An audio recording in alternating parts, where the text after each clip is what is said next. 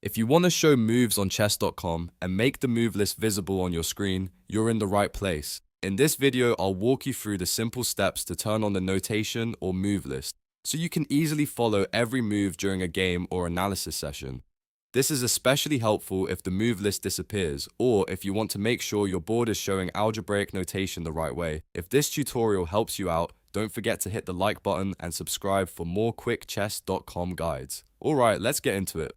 First, open chess.com and go to the Play or Live section. This is where you'll usually see the board and the move list together. On most screens, the move list appears automatically on the right side of the board, so if you already see it, you may not need to change anything. But if it is missing, hidden, or not showing the way you expect, there's a setting you can check.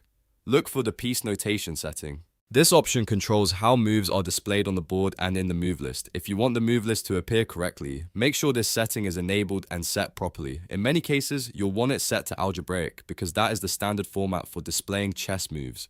Another option you may see is Figurine, which shows pieces using symbols instead of letters. If the setting is currently blank or not set to an option, switch it to algebraic or figurine. Once you do that, the move list should show up correctly on the right side or refresh in the proper notation format. This is the key step if you were wondering how to show moves on chess.com, because the notation setting directly affects what you can see during play. After changing the setting, take a moment to check the board again. Make sure the move list is visible and that the moves are being recorded as you play. If you are using analysis mode, computer play, or a live game, the same idea still applies. The notation has to be set correctly for the moves to display clearly. If it still doesn't appear right away, try switching between the Play tab and the Live tab, or refresh the page and check again.